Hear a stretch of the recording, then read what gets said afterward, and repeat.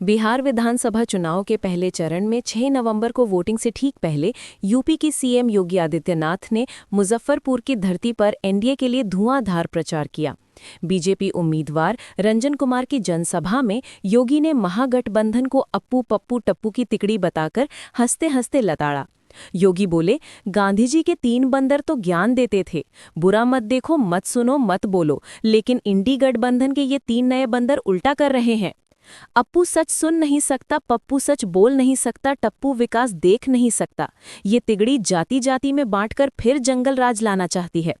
1992-2005 का लालू राज याद दिलाते हुए योगी ने गरजे, तब अपहरण उद्योग था, हत्या लूट चरम पर, बेटियां घर से निकलने से डरती थीं, व्यापारी पलायन करते थे।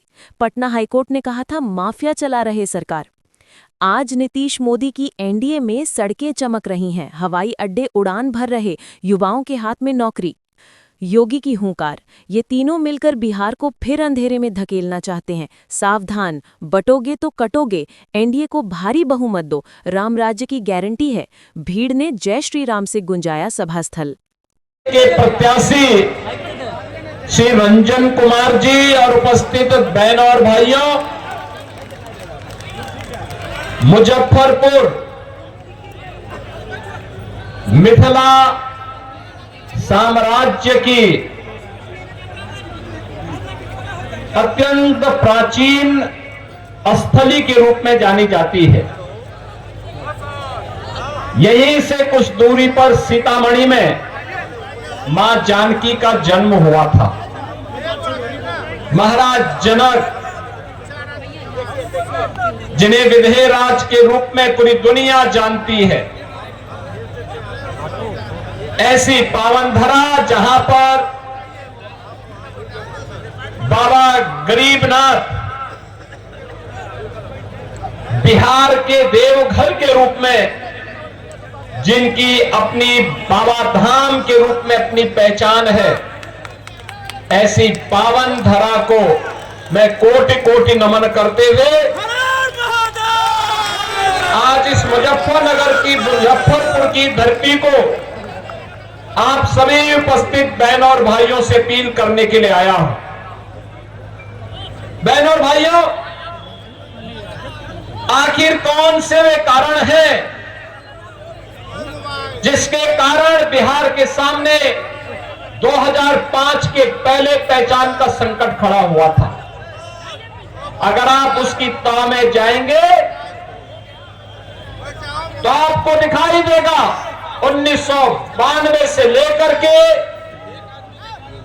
2005 के बीच में यही वह बिहार है जिस बिहार में जाति के आधार पर समाज को बांटने का जो गंदा खेल हुआ था, उस जातीय विभाजन ने किस तरीके से पूरे बिहार के अंदर जातीय संघर्षों को और नरसंहार को अंजाम दिया था। अकेले आरजेडी के शासन काल में 60 से अधिक जातीय नरसंहार की दुर्दांत घटनाएं घटित हुई थी। पर्व और त्योहारों के पहले दंगों की आड़ में पर्व और त्योहार के उत्सव और माहौल को दूषित कर दिया गया था। हर जाति की अपनी जात आर्मी बन गई थी। अपहरण एक उद्योग बन चुका था। 1992 से लेकर के 2005 के बीच में आरजेडी शासन के समय में बिहार के अंदर 30,000 से अधिक अपहरण की घटनाएं घटित हुई थी। कोई व्यापारी, कोई जमींदार, कोई उद्यमी, कोई डॉक्टर, कोई इंजीनियर बिहार के अंदर सुरक्षित नहीं था। कैसे बच्चे भी सुरक्षित नहीं थे, यह भी आज हम सबको वे घटनाएं स्मरण हो आती है, क्योंकि मुजफ्फरनगर गोरखपुर से दूर नहीं है, उत्तर प्रदेश से दूर नहीं है। यहां के लोगों का मुख्य बाजार या तो मुजफ्फरपुर है या फिर गोरखपुर। और हम लोग जब उन घटनाओं को देखते थे तो खून खौलता था कि एनडीए की सरकार आती तो इनको ठिकाना लगाते, इन माफिया और इन गुंडों को। और बहनों और भाइयों, उस समय क्या स्थिति थी? 6 बजे के बाद 1992 से लेकर के 2005 में बिहार के अंदर कर्फ्यू जैसा माहौल हो जाता था। और तब पटना हाई कोर्ट ने टिप्पणी की थी कि सरकार का संचालन गुंडों के द्वारा किया जा रहा है, नौजवानों के साथ खिलवाड़ होता था, पेपर लीक एक धंधा हो गया था, और गरीबों को तो राशन नहीं मिल पाता था, लेकिन जानवरों का राशन भी चारा घोटाले के नाम पर 900 करोड़ का चारा घोटाला इसी बिहार की धरती में हुआ था। बहनों और भाइयों,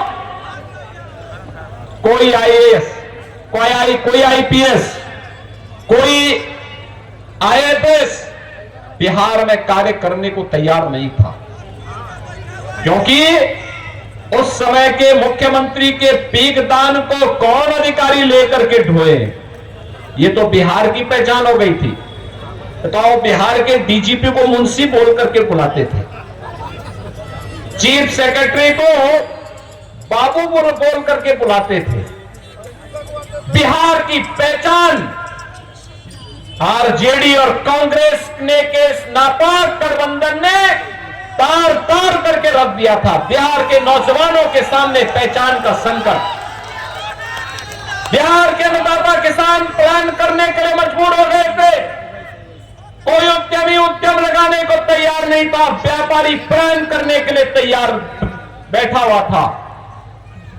और बिहार के अंदर विकास के कार्यों के लिए जब कोई व्यक्ति कहता था कि सड़क बननी चाहिए, तो लोग कहते थे नहीं नहीं, सड़क मत बनाओ, सड़क बनेगी तो ऐसा ना हो कि तुम्हारे गलत कार्यों को रोकने के लिए पुलिस आ जाएगी। यही तो बोला जाता था ना बिहार के पास। लेकिन बहनों और भाइयों, जो बिहार के अंदर उस समय था, जातीय हिंसा, रोड चोरी, तालाब चोरी, पुल चोरी, बूथ चोरी, ये आरजेडी का मॉडल था बिहार का। आरजेडी यही करती थी। बिहार के अंदर किस प्रकार का माहौल पैदा किए थे? खानदानी लुटेरों ने खानदानी माफियाओं को जन्म दिया, और वही फिर से लोग दोहराना चाहते हैं। आज जब बिहार अपने गौरव की पुनर्स्थापना के लिए एनडीए की डबल इंजन की सरकार प्रधानमंत्री मोदी जी के नेतृत्व में और बिहार में नीतीश बाबू के नेतृत्व में बिहार जब अपनी पहचान को फिर से स्वर्णिम बिहार के रूप में बनाने के लिए तेजी के साथ आगे बढ़ा है, इन लोगों को अच्छा नहीं लग रहा।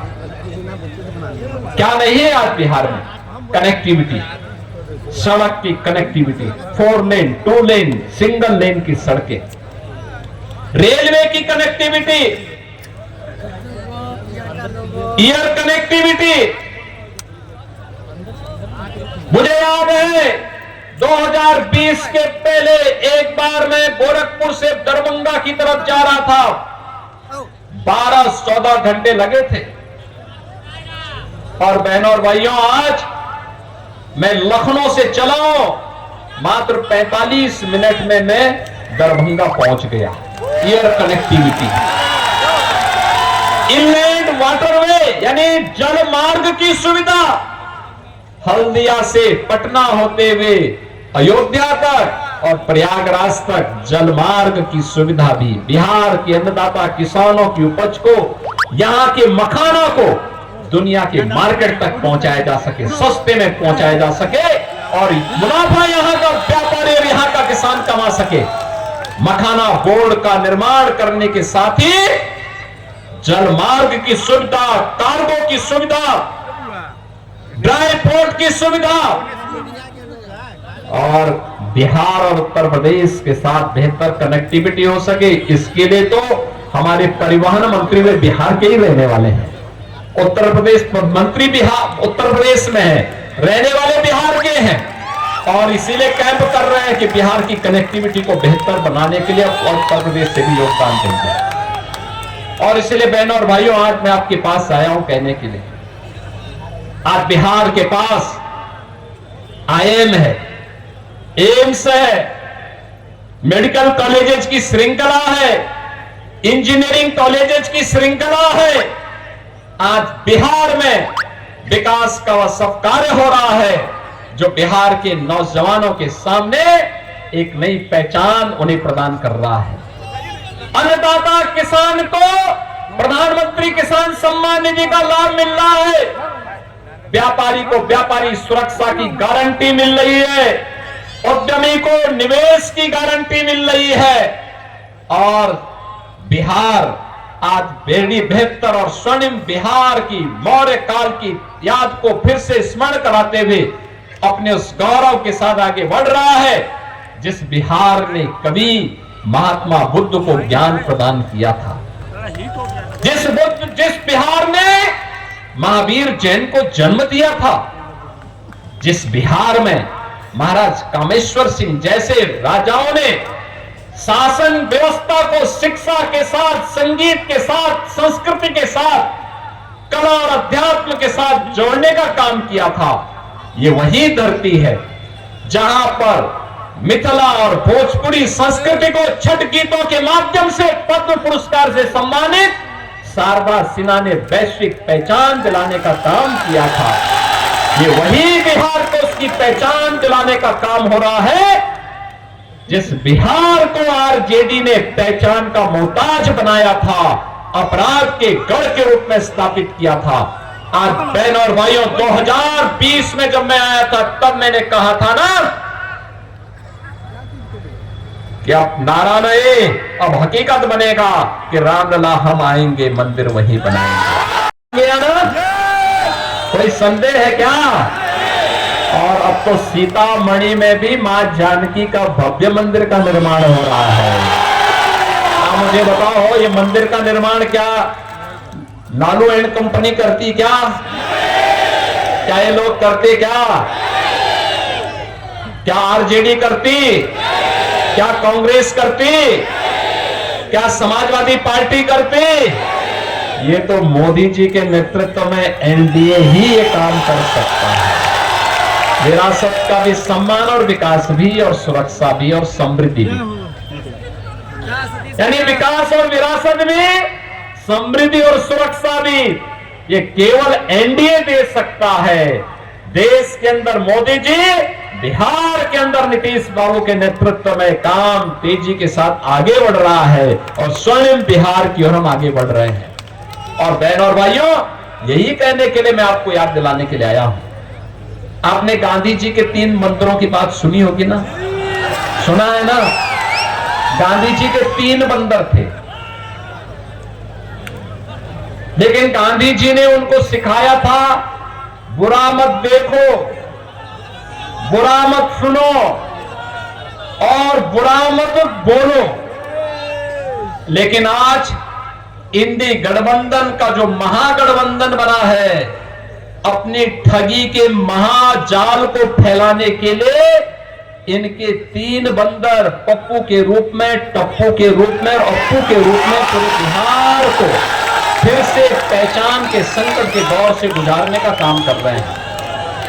एक सच बोल नहीं सकता, एक सच सुन नहीं सकता और एक सच देख नहीं सकता।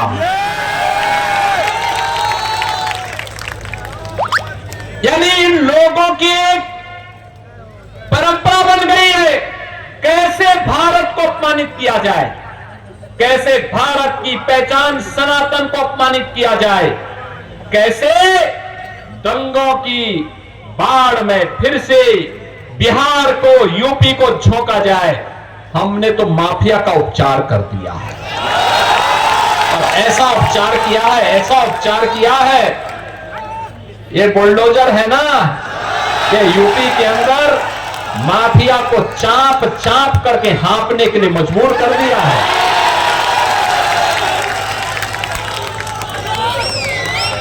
माफिया आज वहां पे जहन्नुम की यात्रा में जा चुका है। आप यूपी में अपहरण नहीं होता, यूपी में अब अपराध भी नहीं है और दंगा भी नहीं है, यूपी में अब सब चंगा है। और उसी चंगा के लिए आज आपका आह्वान करने के लिए आए हैं कि एनडीए ही बिहार को स्वर्णिम बिहार बना करके चंगा करने का काम करेगी। लेकिन इसके लिए बिहार में एनडीए की सरकार चाहिए। एनडीए के लिए मुजफ्फरपुर से रंजन कुमार चाहिए। सहमत है ना? सहमत है ना? सब लोग सहमत है ना?